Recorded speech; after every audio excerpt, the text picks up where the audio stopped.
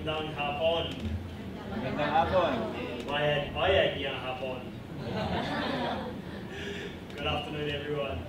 Ako si Allister, taga Sydney, Australia. Ako, try enter size years. That's as good as my Athlon gets. That's it, this works. Okay. So, as Sir Gallo has already spoken about, I've had the pleasure of being with the Provincial Disaster Risk Reduction and Management Office in Kalayaan for the last 8 months. Switch it.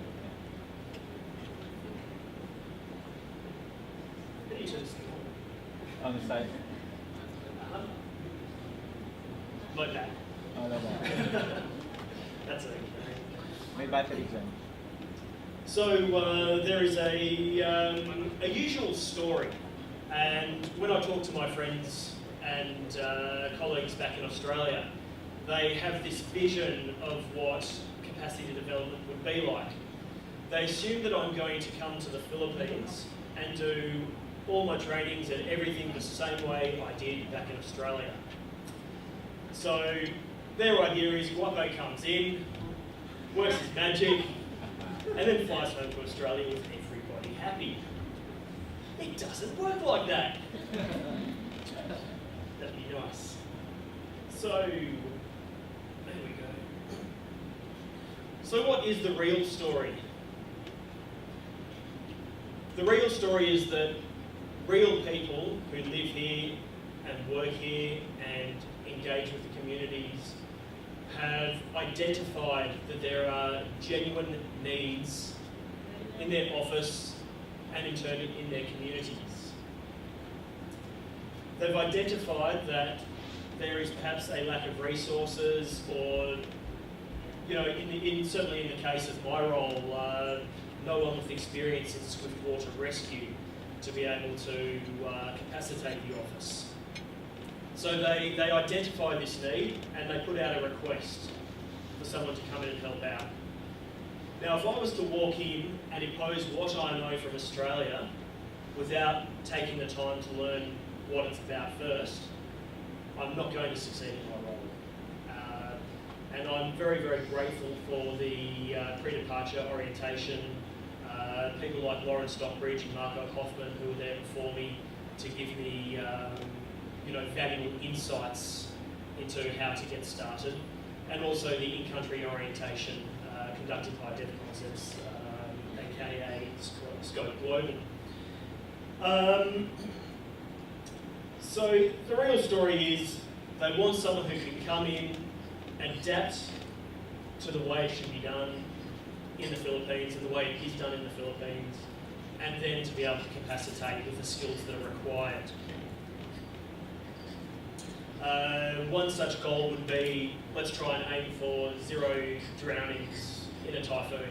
Now, we all know that that's not entirely possible, but what we can do is put in training and procedures to try and reduce and minimise the victims and casualties of drownings, and obviously the effects of typhoons.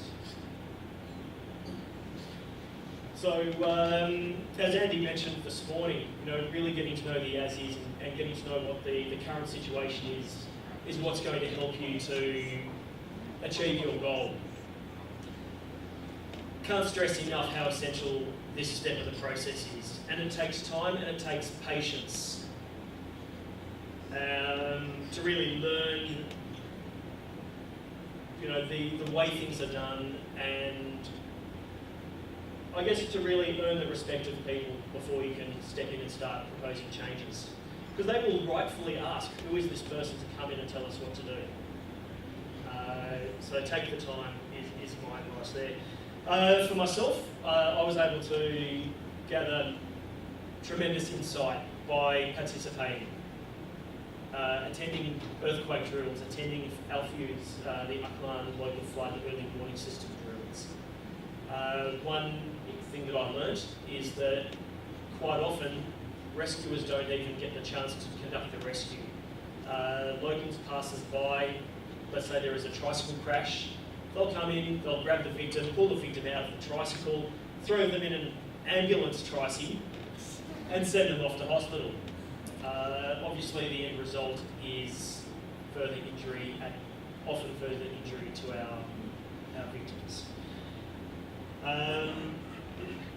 So for me, understanding the as-is, it was not just simply about talking to people and around the office, in the municipalities, in the barangays, in the puros and sitios.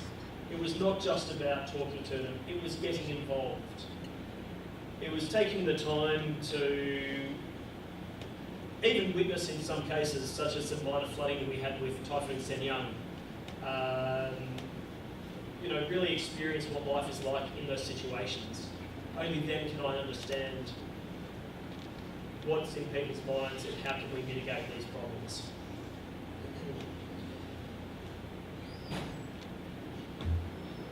So, Upline, and where the bloody hell is Upline? Comes from a Tourism Australia message several years ago. As Sogoa mentioned, Upline is on the island of Panay in the Visayas, Western Visayas. It takes over a little bit of the northeastern part of the island. And why Upline? Typhoon Ruby, Bagyo Ruby, Typhoon Hakupi. Everyone in this room should remember this one fairly well. A lot of evacuations went on. A lot of nervous people, and it was a super typhoon at this point in time. Big typhoon, little Upline. The track maps were not favourable at that time. We were quite fortunate that Typhoon Ruby did in fact weaken as she crossed the coast and ended up heading towards Manila, the home of several evacuees, I believe. Who knew that would happen? But in all honesty, typhoons are very, very commonplace in the Philippines, as Sir Gallo mentioned, and at least 5 per annum being, fairly extreme and damaging typhoons. Upline itself has had a history of very severe typhoons. 1984, Undang killed 896 people. 896. And that was basically from wind-related problems, not even flooding. I'm not sure what the population was in 1984, but it is a lot larger now. Upline, I think, has close to 5 million in the populace. Is that about right, Sir Gilman? Up 600,000. Oh. Just more or less 600,000 people in Upline. Okay, sorry, that's probably more than I did. 600,000. So take 896 away from 600,000. That's pretty significant impact.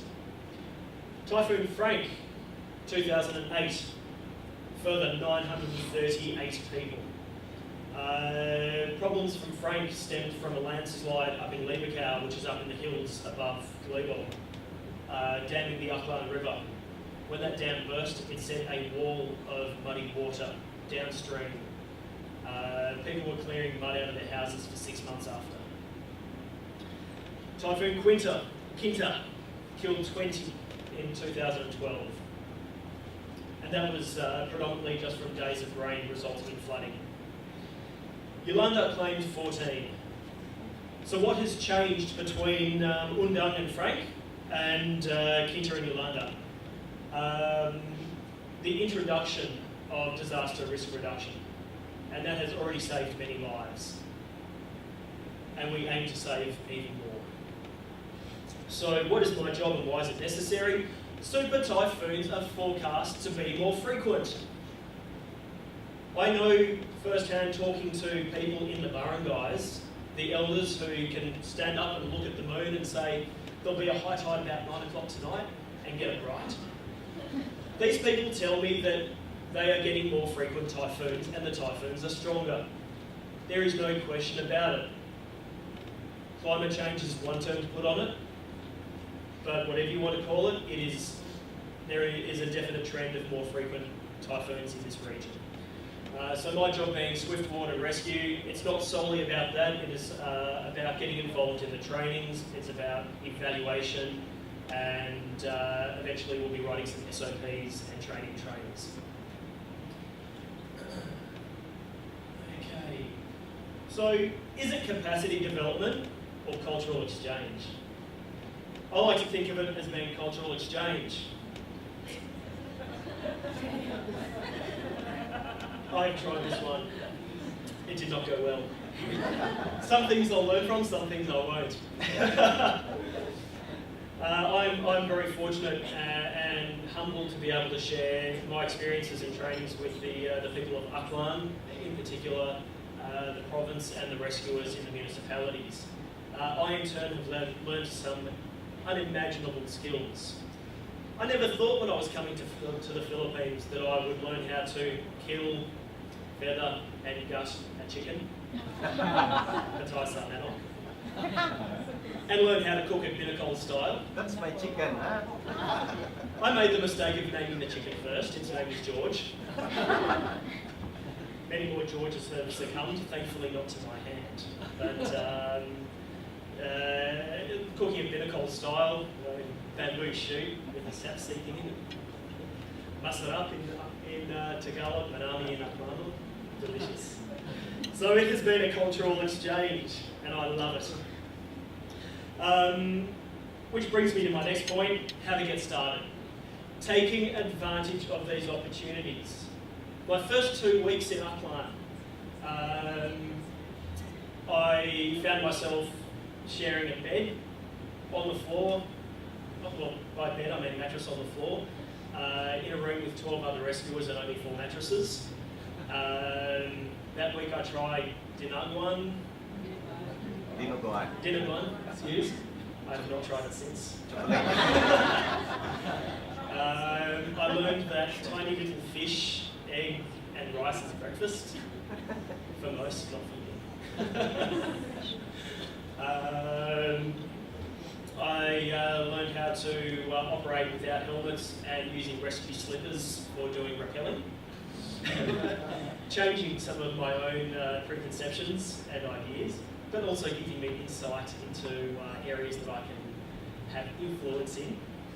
And again, cultural exchange, I learned how to play tongits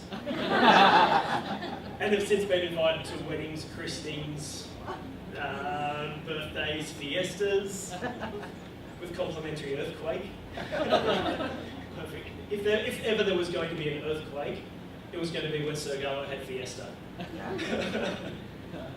Thankfully, there was no significant damage to Aklan. So capacity enhancement stems from that. Once you have these relationships, as Andy well pointed out earlier, then you can start to really get involved, to provide feedback and to provide trainings, which people become very receptive, and you have a brilliant working relationship when that happens. Not easy in some workplaces. I've heard that in some HOs, I mean, I'm fortunate. I have a younger crowd that I work with, and I can invite them home for movie nights and really build those relationships. Others, people have to go home at the end of the day to their families. But there's always a way to get involved, like learning Tonys, for example. Capacity enhancement comes when you least expect it.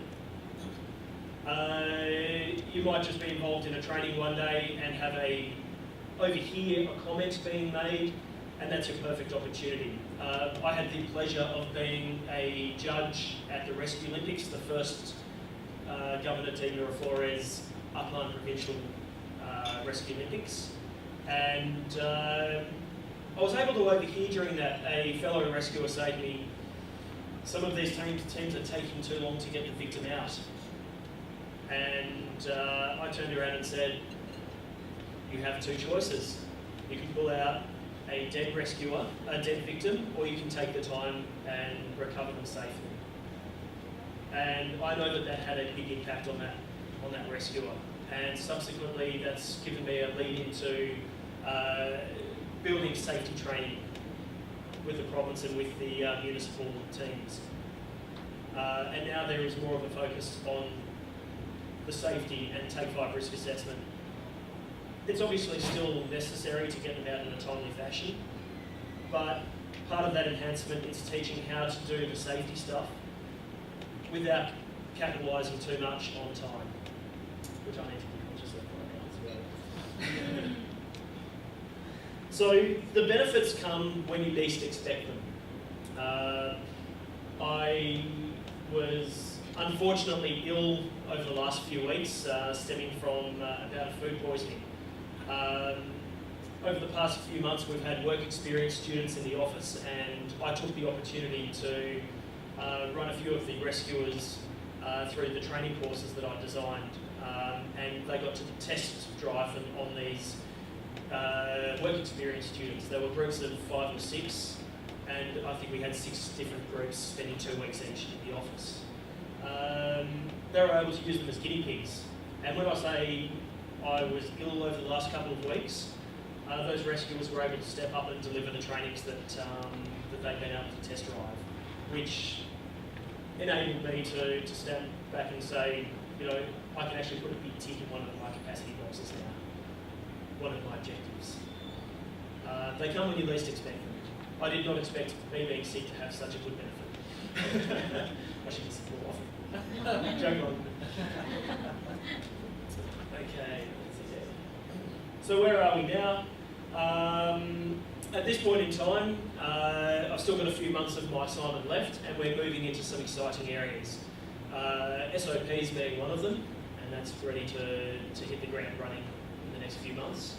A couple of weeks ago, I was able to identify a new site for my Swiftwater Intermediate training, and that's going to be an exciting step forward as well. I know that the SEALs Rescue volunteers are excited about getting into that. I'm very excited for where the office is heading. We've got 2 great new volunteers coming in the next few months, and the office is heading for some exciting places. We've been waiting for 24 staff to come on board for the last 12 months, and they should be coming on board by June. Next steps are hotline for the office, and we've got our first new rescue truck, which came just over a month ago.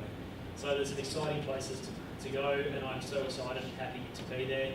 And a lot of that comes from Sir Garlo's leadership, so thank you very much, Sir Garlo. That's about the end of it. So thank you all very much. Naila akau keyboard kinyon tanan.